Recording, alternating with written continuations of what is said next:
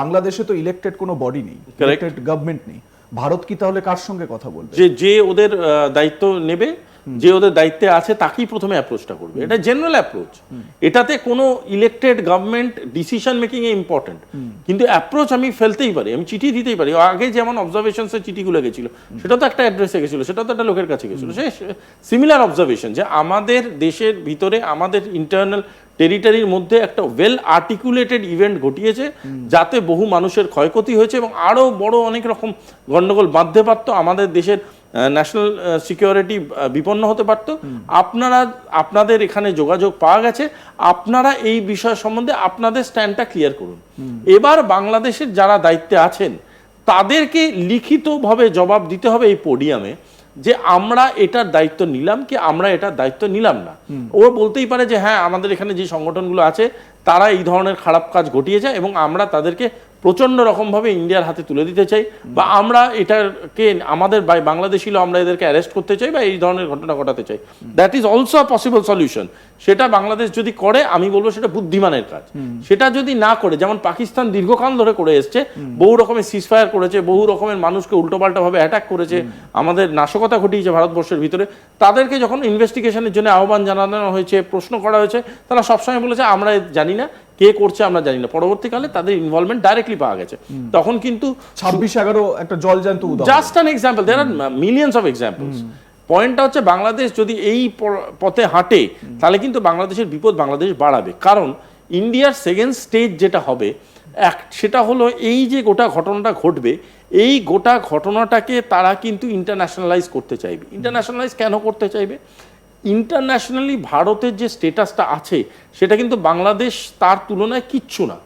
আজকের ডেটে দাঁড়িয়ে বাংলাদেশ যাদের উপরে ভর করে বড় বড় কথা বলে, মানে countries like China, they are also in economic relation with India.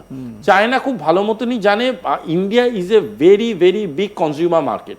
সেখানে ইন্ডিয়ার সাথে চায়না কোনো রকম কনফ্লিক্ট জোনে আর যেতে চাইবে না।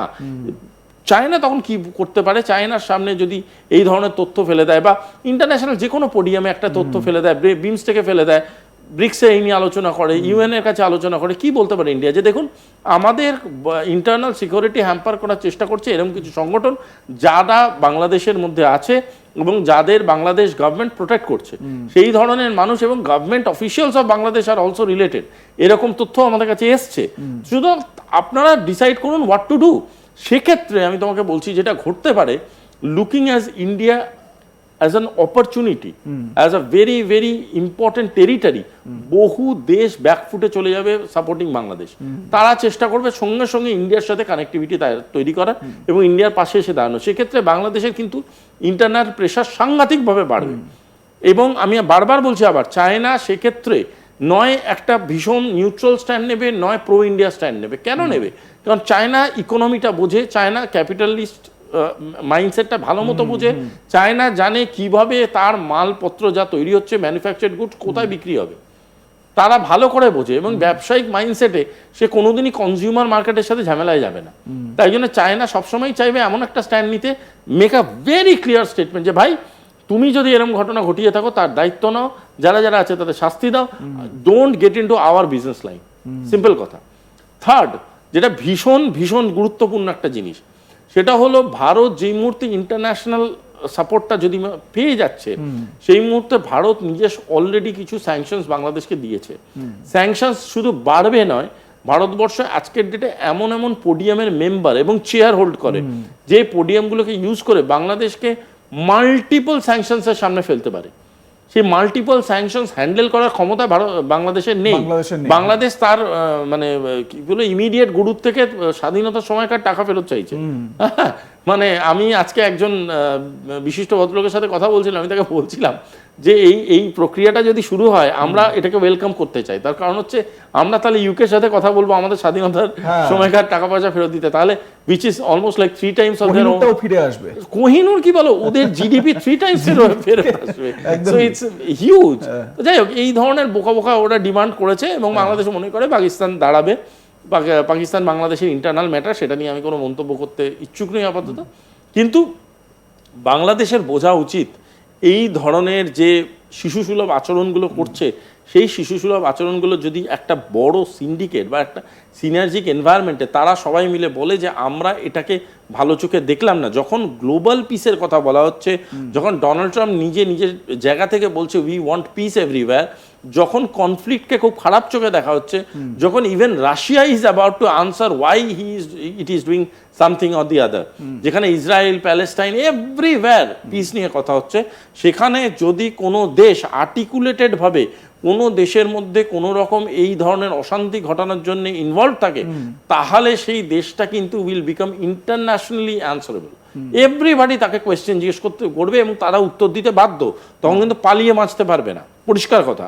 যদি সেটা হয় তাহলে কিন্তু বাংলাদেশ শুধুমাত্র ভারতের থেকে যে স্যাংশন পেয়েছে সেটা ভলিউমেট্রিক্যালি বাড়তে পারে, এবং বিমস্টেকের বাকি যে দেশগুলো আছে তারাও তখন বিভিন্ন রকমভাবে স্যাংশন দেবে। যে দেশগুলো ব্রিক্সের সাথে রিলেটেড তারাও তখন ভেবে দেখবে কতটা বাংলাদেশের সাথে ট্রানজাকশন তৈরি করবে।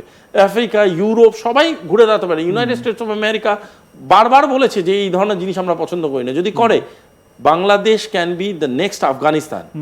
বাংলাদেশ এমন একটা রোগ নেশন হিসাবে মার্কড হয়ে যাবে, তখন কিন্তু না নিজেদের বাঁচাতে পারবে, না নিজেদের স্বার্থকে বাঁচাতে পারবে, নিজেদের ব্যবসা বাঁচাতে পারবে, এবং সাধারণ মানুষ এতে সব থেকে বেশি সাফার করবে। একটা জিনিস জেনে রাখো, পৃথিবীর মানচিত্রে কোনো দেশ যদি খুব ডিস্টার্ব নেশন হয় তাতে যত না ক্ষতি, যদি ডিস্টারবেন্সকে সে প্রশ্রয় দিয়ে অন্য দেশের বর্ডার টপকে তাদের ইন্টারনাল পলিটিক্সে ইন্টারভিন করে তাদের দেশের ক্ষতি করার প্ল্যান করে, সেই দেশের পতন আরো ভয়ানক, যেটা মুর্শিদাবাদের ক্ষেত্রে হলো। এক্স্যাক্টলি, সেটা আরো ভয়ানক হয়। এই সেম জিনিস করতে গিয়ে আফগানিস্তান কেস খেয়েছে, এই সেম জিনিস করতে গিয়ে পাকিস্তান দীর্ঘদিন কেস খেয়েছে, এই সেম রাস্তা কিন্তু বাংলাদেশ হাঁটছে। এবং আজকের ডেটে দাঁড়িয়ে তুমি পাকিস্তানের ইকোনমিক অবস্থা দেখো, বাংলাদেশে সেটা দেখে শেখা উচিত ছিল যে এই ধরনের ঘটনা বা এই ধরনের অফিসিয়াল বা এই ধরনের প্ল্যানিংকে আমরা যদি শুনতেও পাই, আমাদের কত পাওয়ারফুলি সেটা হ্যান্ডেল করা উচিত ছিল। বাংলাদেশ থেকে দুষ্কৃতীরা এসে মুর্শিদাবাদ, যেটা সীমান্ত এলাকা, সেই এলাকায় এসে এরকম একটা কাণ্ড ঘটিয়ে চলে যাচ্ছে। এটা এর থেকে লজ্জার ঘটনা বা লজ্জার বিষয় কিন্তু আর হতে পারে না কিছু। আমার প্রশ্ন হচ্ছে যে জাতীয় সুরক্ষার ক্ষেত্রে মানে এরপর ভারতের কি কি স্টেপ হতে পারে, কি কি পদক্ষেপ নেওয়া হতে পারে এরপর, ওয়ান বাই ওয়ান যদি আসি। দেখো, যেহেতু একটা প্রেম ভালোবাসার একটা এনভায়রনমেন্ট আছে পশ্চিমবাংলায়, এবং তার উপরে এরকম ঘটনা ঘটছে, দুটোকে মিলিতভাবে একটা ছোট্ট ছোট্ট লাইন দিয়ে শুরু করছি।